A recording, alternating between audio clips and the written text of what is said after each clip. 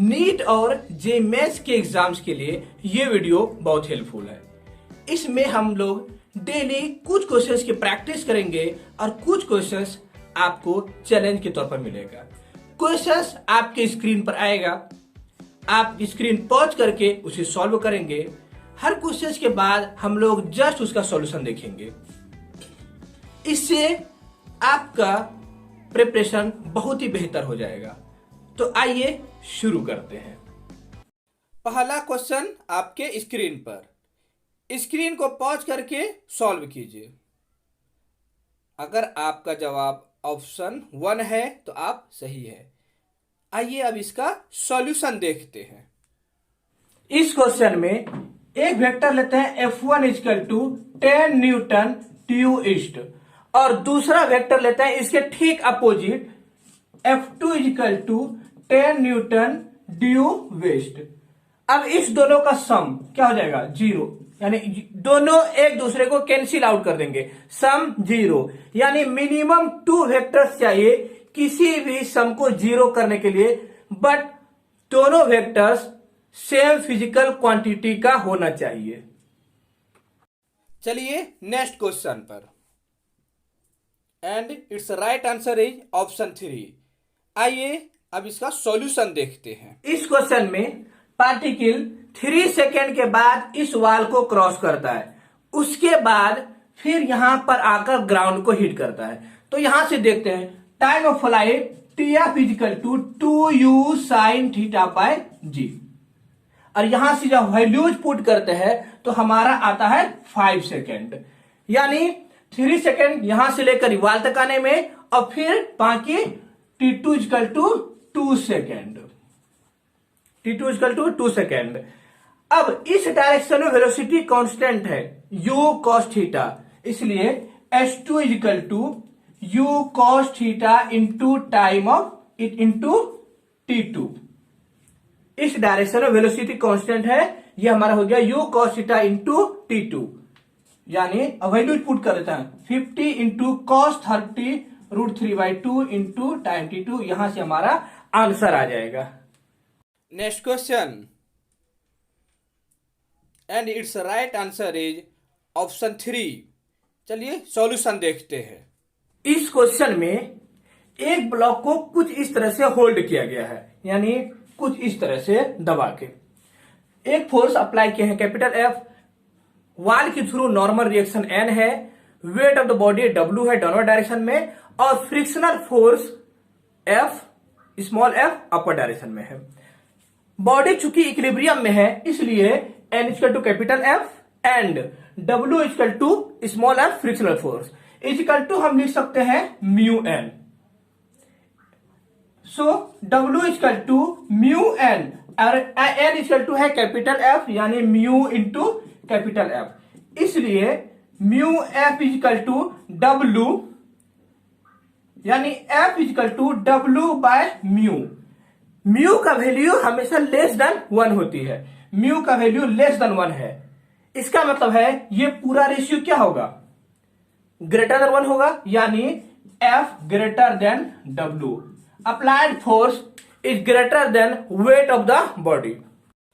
Next question, and it's right answer is option 3। चलिए solution देखते हैं।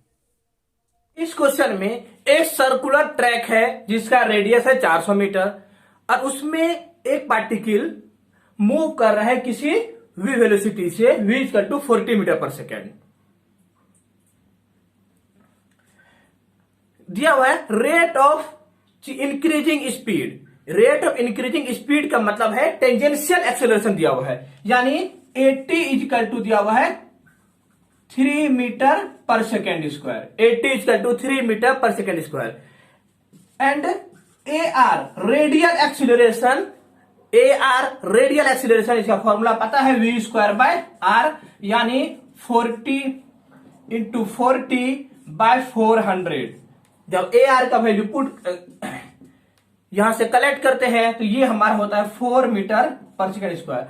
यहां पर अब पूछ रहा है टोटल एक्सीलरेशन, इसलिए A टोटल, और ये पता है ये होता है AR square plus AT square, equal to A R पता है 4 स्क्वायर प्लस 3 स्क्वायर यानी 5 metre per second square. Next question and it's right answer is option 2। चलिए सॉल्यूशन देखते हैं। इस क्वेश्चन में एक पार्टिकल को किसी ए पॉइंट से प्रोजेक्ट कर रहे हैं with initial kinetic energy 10 joule and initial potential energy is 0 at the highest point. Obviously इसका काइनेटिक एनर्जी 0 हो जाएगा, वेलोसिटी 0 तो काइनेटिक एनर्जी 0। तो पूछ रहा है कि हाईएस्ट पॉइंट पर इसका पोटेंशियल एनर्जी क्या होगा। ये एक इजी क्वेश्चन है वर्क पावर एनर्जी का। तो आइए from conservation of energy, conservation of mechanical energy, total mechanical energy at A is equal to total mechanical energy at B, यानी kinetic energy plus potential energy at A is equal to kinetic energy plus potential energy at B. इस दोनों point के बीच में conservation of energy apply कर दिए। ये हमारा 10 joule plus 0 is equal to ये हमारा हो गया 0 और प्लस ये पोटेंशियल एनर्जी जो हमको फाइंड आउट करना था हाईएस्ट पॉइंट पे। तो यहां से पोटेंशियल एनर्जी पता चल गया 10 जूल, यानी ये कह सकते हैं कि total kinetic energy converted into potential energy. Next question and right answer is option 1। चलिए सॉल्यूशन देखते हैं। इस क्वेश्चन में एक ब्लॉक है जिसका मास 4 kg है, डेंसिटी आरडी दिया हुआ है 10। तो इसका डेंसिटी क्या हो जाएगा, जब भी आरडी दिया हुआ हो तो डेंसिटी निकालने के लिए सिंपल 1000 से मल्टीप्लाई कर देते हैं। तो डेंसिटी ऑफ द ब्लॉक निकल गया 10,000। फिर यहां पर लिक्विड का आरडी दिया हुआ है 0.72, तो उसका डेंसिटी निकल गया 720। और यहां पर volume of the block mass by density 4/10,000। इस क्वेश्चन में कोई ब्लॉक लिक्विड में स्ट्रिंग से लटका हुआ है, तो यहां पर टेंशन क्या हो जाएगा, टेंशन ऊपर और फोर्स ऑफ बायनेंसी ऊपर और weight of the body mg downward direction में। So T plus B is equal to mg। तो यही टेंशन निकालना है, T is equal to mg minus B, यानी mg m दिया हुआ है 4, g हो गया 10 minus b v rho into g। तो 40 माइनस v दिया हुआ है 4/10,000 into density of the liquid 720 into 10। यहां से जब कैलकुलेट करते हैं तो हमारा आंसर आता है 37.12 न्यूटन। इसे बहुत सारा चीज कैंसिल आउट कर सकते हैं, ऐसे ये यहां से कैंसिल आउट हो गया। Next question and right answer is option 3। चलिए सॉल्यूशन देखते हैं। इस क्वेश्चन में एक रॉकेट को प्रोजेक्ट कर रहे हैं अर्थ के सरफेस से with velocity v is equal to ve/2। तो इसमें पूछ रहा है कि इसका हाईएस्ट पॉइंट क्या होगा। तो इसके लिए एक फॉर्मूला यूज करते हैं, h maximum is equal to r² minus k square, where k is equal to होता है v/ve, जिस वेलोसिटी से प्रोजेक्ट किया है डिवाइड बाय इसके वेलोसिटी। और ये हमारा कितना हो गया v/2 जो दिया हुआ है v/2 डिवाइड बाय ve यानी 1/2। अब इस k इक्वल टू 1/2 को पुट करते हैं इस इक्वेशन में, तो हमारा आ जाता है h maximum equal to r/3। Next question थोड़ा टफ हो सकता है। Right answer is option 4। चलिए सॉल्यूशन की तरफ। इस क्वेश्चन में कोई रॉड है जिसका पॉइजनस रेशियो दिया हुआ है और लॉन्गिट्यूडनल स्ट्रेन dl/L दिया हुआ है। तो पूछ रहा है कि परसेंटेज चेंज इन वॉल्यूम क्या होगा। तो देखते हैं, we know that Poisson ratio n equal to minus D R by D L by L.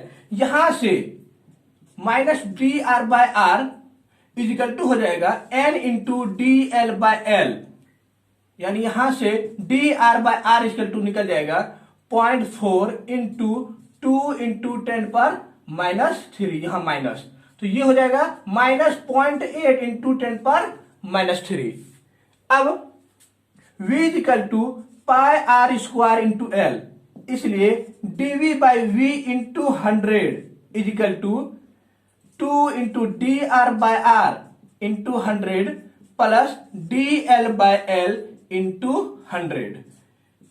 जब यहां से सारे वैल्यू आप पुट करेंगे 2 और डी आर बाय आर हमारा दिया हुआ -0.8 जो निकाल चुके हैं, -0.8 into 10⁻³ into 100 plus D L by L यहां दिया हुआ है 2 इंटू 10⁻³ इंटू 100, यहां से हमारा वैल्यू निकल जाएगा 0.04। Next question and it's right answer is option 3। चलिए सॉल्यूशन देखते हैं। ये एक एसएचएम का क्वेश्चन है। एक पेंडुलम को 60 डिग्री एंगल से रिलीज कर रहे हैं, कुछ देर बाद वो वर्टिकल के साथ एंगल बनाता है 30 डिग्री। तो पूछ रहा है कि इस पॉइंट पर rate of change of speed क्या होगा।